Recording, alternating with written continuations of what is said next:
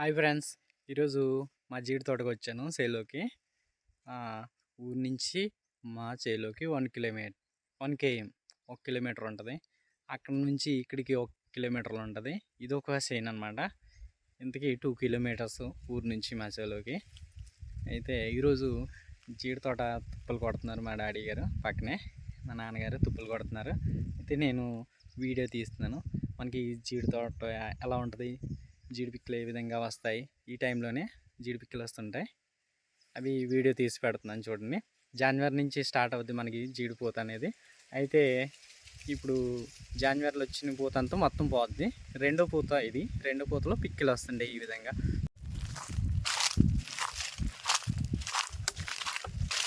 జీడి తోట జీడి పిక్కలు.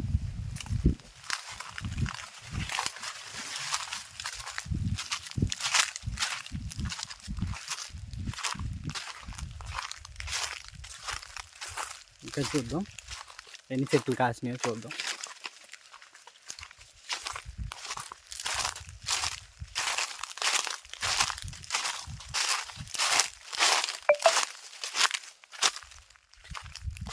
ఓకే, ఇక్కడ ఈ చెట్టు కూడా అంటే చూడండి, ఇవిగో అన్నింటి చిక్కులు కనిపిస్తాయి.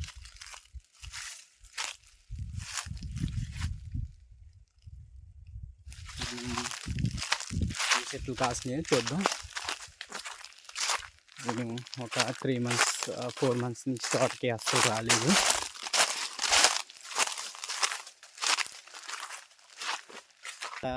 మొత్తం రాలిపోయి రెండో పూతలో జీడి పిక్కలు అనేవి అంటుతూ ఉంటాయి.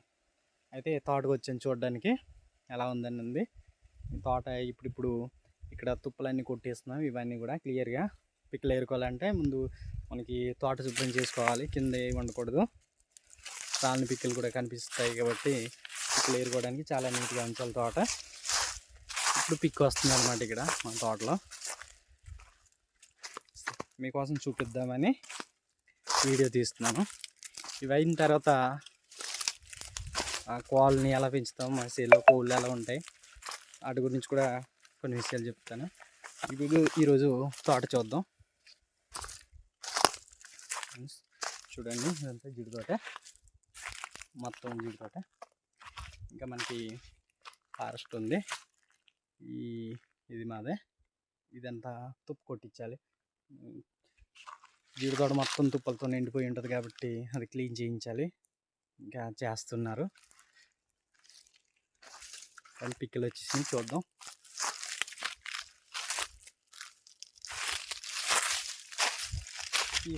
ఇవన్నీ జాప్రా పిక్కలు అంటారు. లిప్టిక్స్ ట్రీ, అన్నటోస్ ట్రీ కూడా అంటారు.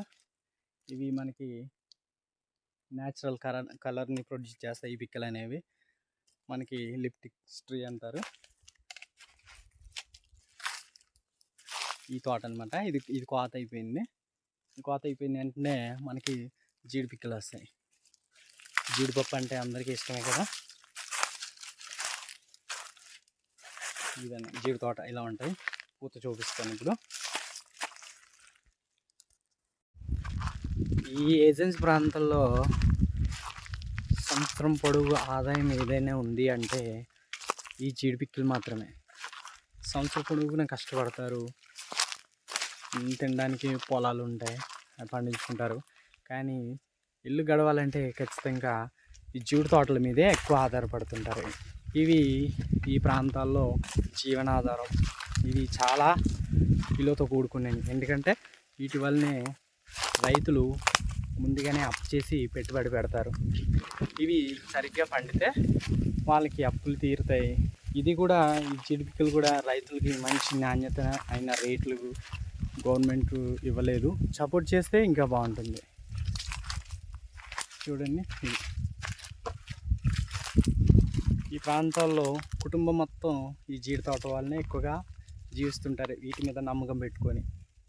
ఇప్పుడు జనవరి నుంచి పూతకు వచ్చినప్పుడు ఈ తోటలో ఉండే చెట్ల కింద ఉండే తుప్ప మొత్తం నీట్గా శుభ్రంగా నరికించాలి. దానికోసం డబ్బు తేవాలి.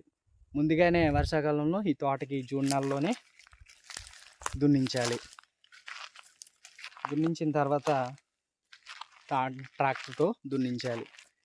దున్నిస్తేనే మనకి తేమ నిలబడి మంచిగా పూసి మంచిగా కాసే లక్షణాలు అనేవి చెట్టుకి అలవడుతుంటాయి. ఈ విధంగా బీడు భూముల్లో వదిలేయడం వల్ల తుప్పలు కొట్టినా పెద్ద ప్రయోజనం ఉండదు. ఎందుకంటే సరిగా కాయదు. టెంపరేచర్ హెవీగా ఉండడం వల్ల చెట్టు అనేది ఓడిపోతూ ఉంటుంది ఎండకి.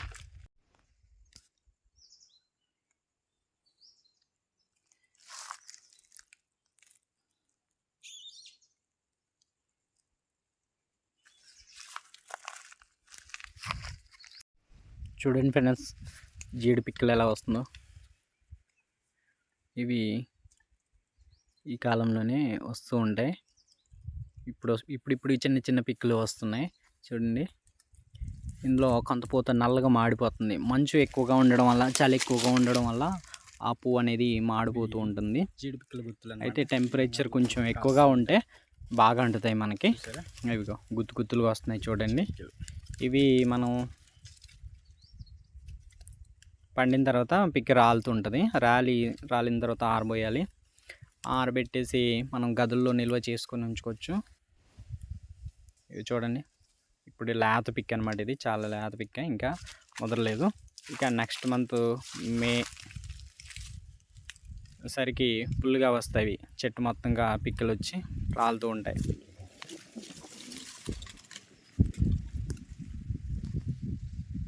ఈ విధంగా పిక్కలు అనేవి మనకి రాలుతూ ఉంటాయి.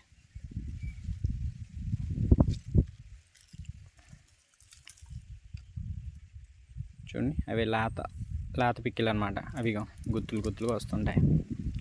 మీరు ఎప్పుడైనా సాధారణంగా జీడి తోటలు ఈ విధంగా చూడొచ్చు. మీరు మొత్తం వీడియోలో క్లియర్గా చూపిస్తున్నాను. ఈ విధంగా జీడిపప్పు వస్తుంది. కానీ టేస్ట్ అయిన పంట ఏదైనా ఉందంటే మనకి ఈ పప్పు దినుసులు ఎక్కువగా జీడిపప్పు మాత్రమే బాగా టేస్ట్గా ఉంటుంది. ఉప్మాలోనైనా సరే, బిర్యానీలోనైనా సరే, ఎక్కడైనా సరే జీడిపప్పు అనేది మనం ఎక్కువగా వాడుతూ ఉంటాం అన్నమాట. మనకి ఈ విధంగా పిక్కలు వస్తున్నాయి ఇప్పుడు.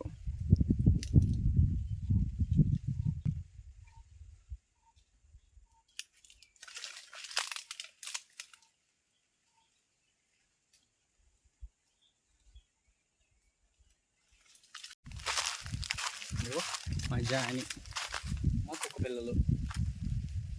హే బాగున్నారా జానీ? హాయ్ చెప్పు. హాయ్. ఓకే.